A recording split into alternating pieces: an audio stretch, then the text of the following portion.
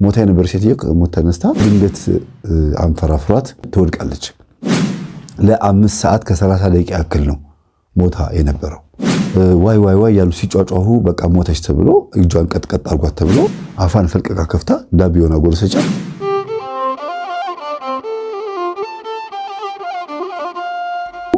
ከሞት የተነሳችዋን ዘመዱን አሳይቶኝ ሙስሊም ናት።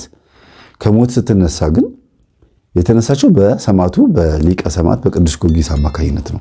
የቅዱስ ጊዮርጊስን ዝክር ዳቦ ጠላ ምናምን ይዛ የመጣች አንድ ቤተሰብ ነበረች እዛ ጎረቤት እና ድንገት አንፈራፍሯት እጅኛው ሙስሊም የሱ ዘመድ ትወድቃለች።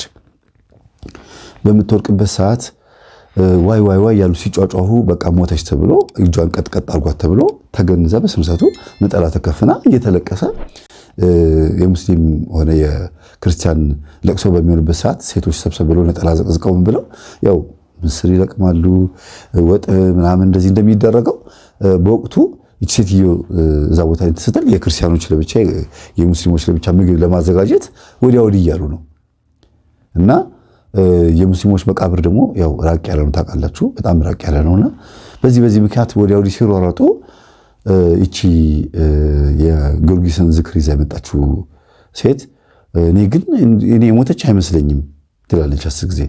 ምንድነው የምታወሪው? እኔ የሞተች አይመስለኝም፣ ብቻ ሰውነቷ እስካሁን ድረስ አልቀዘቀዘም፣ ትኩስ ነው። ሞተች ብላችሁ እናንተ ሰውነቷን አስተካከላችሁ እንጂ ገና ነች። ለስቲ ሂጂ እናያት ትባላለች። ከዛ ዳቤው እንደዚህ እንደያዘች የጊዮርጊስን ዳቤ እንደዚህ እንትን እየለቀመች ምስሪ ይመስለኛል ዳቤውን ይዛለች። እንዲያውም አሞኝ ስለነበር አለች ግማሽ ከፍሎ ሰውነቴን አሞኝ ስለነበር እሱን እንዲያሽለኝ ነበር ያስኩት እምነቱን አለች። እና ሄጄ ምንም አላመነታሁም። ሰማዕቱ ቅዱስ ጊዮርጊስ አባቴ እባክህን በህይወት ካለች እና የዘጋት ምን እንደሆነ አንተ የምትገልጥ ከሆነ ግለጥ ብላ አፋን ፈልቀቃ ከፍታ ዳቢዮና ጎረሰቻት። ትን ብላ ተነሳች እና ለ5 ሰዓት ከ30 ደቂቃ ያክል ነው ሞታ የነበረው። ከተነሳች በኋላ ግን አጠገቤ በፈረስ ጭራውን እያወዛወዘ ግማሽ የፈረሱ ግማሽ ሰውነቱ ወደ እኔ ወዳለሁበት እግሩ የኋላ እግሩ እንደገና ደግሞ በኮቴው እንዲያርገ እንትኔን ይመታኛል አለ። ይሄ አለች ይሄ የተኛችበት ገንዘው ያስተኙባት አልጋ አለ እንዲያለ ፈረስ እንዴት ነው የሚራገጠው እንደዚህ ብሎ እንዲያለ የተኛሁበትን አልጋ እንደዚህ ይመታዋል አለ እና ጭራው ያረገ ሰውነቱ እንደዚህ እንደሚመታው አይደለ እንደዚህ ያልና በጣም ነው የሚያንጸባርቀው ጭራው እንደዚህ ብሎ እንዲህ ሲል ቤቱን ይሞላዋል አለች። በጣም ነው የሚያምረው። እኔ ግን ተኝቻለሁ መነሳት አልችልም። የተጫነኝ ነገር አለ። በኋላ ስነቃ ነው ስጋ ውስጥ እንደነበርኩኝ ያወቅኩት አለች። ስጋዬ አይታየኝም ነበር። ተኝቼ በነፍስ ነበር የማየው። ስጋዬ እንደተጫነኝ ያወቅኩት በኋላ ነው የምትለው እና ግማሽ ሰውነቱ ደግሞ ወደ ውጭ ሆኖ ወደ ማንም እንትን ያለው እሷ እቺ አሁን የጊዮርጊስን እምነት ወይም ደግሞ ዳቢዮን የያዘችው ሴትዮዋ ጋር ፈረሱ በአፍንጫው ይላታል። ይሄ ፈረስ ሲተነፈስ እንዴት ነው ይላል አይደል? እና ጆሮዋ ጋር አፍንጫዋ ጋር መጥቶ ይላል።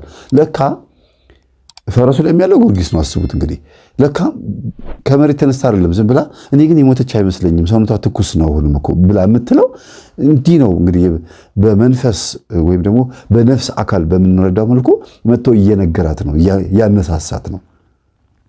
በጣም ይገርማል። እና ተነስታ ገብታ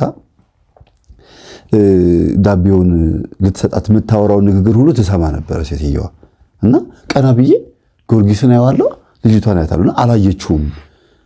ቀና በይና እዩ ለማለት እፈልጋለሁ፣ ግን ልጅቷ ጊዮርጊስን እንደምትወደው ታውቃለች። ይቺ ሙስሊሟ ይቺ ልጅ ጊዮርጊስን እንደምትወደው ታውቃለች። ቀና ብላ እንደዚህ ታያለች አለ። ከዛ ደግሞ እንደገና እንደዚህ ያለው አለች። ሁለቱንም አያለው፣ ግን እሷ ጊዮርጊስን አለችው፣ እኔ ግን አይቼዋለሁ አለች። ልክ ወደ አፌ ስታስገባው ትን ብሎ ሲነሳ የለም ጊዮርጊስ። እና ጊዮርጊስ እዚህ ነበረ፣ ጊዮርጊስ እዚህ ነበረ፣ እዚህ ጋር ጊዮርጊስ የሚባለው ያንቺ አሁን ያበላሽኝ የምታወሪውን እኮ ሰማ ነበር። ከኋላ ላይ መጣሽው አለቻት። አዎ ፈረሱ እኮ ወደ አንቺ አፍንጫ ነበር፣ እግሩ ወደ እኔ መጥቶ እንዲህ መታኝ ነበር አለች። በቃ የፈውሱ ቀን ነበር የዛን ጊዜ። ሞታ የነበር ሴትዮ ሞት ተነስታ ቀኗ ደርሶ ለምስክርነት በቃች። አሁንም ሙስሊም ናት። ግን የጊዮርጊስ ዝክር ሲሆን ወገቧን ታጥቃ የሚገርማችሁ ወገቧን ታጥቃ በቃ አብራኑ ከክርስቲያኖች ጋር የምታስተናግደው የምትበላው የምትጠጣው ምንም ነገር አታስተርፍም። ያለ የተባለውን በረከት በሙሉ ትበላለች። በዛ ቀን ብዬ የተባለችውን እና ማህበርተኞቹ በራሳቸው ምን ይላሉ? ይሄ ለማህበርተኛ ብቻ የሚሰጥ ምግብ ነው ሲባል ጊዜ በእናታችሁ ተውኝ፣ እኔ ከሞት ያስነሳኝ ጊዮርጊስ ምግብ አትከልክሉኝ ብላ ምግቡን ትበላለች በድፍረት ማለት በድፍረት ስላችሁ በመጥፎ ምናምን ሳይሆን በቃ ከፍቅሯ የተነሳ ማለት ነው። ግን አሁንም ሙስሊም ናት። ለምን ክርስቲያን ልሁን ብላ እንዳላሰበች እኔም አላውቅም፣ አልገባኝም። ይሄንን ግን መጥቼ ታሪኩን ከትቤ አስቀምጫው ነበር።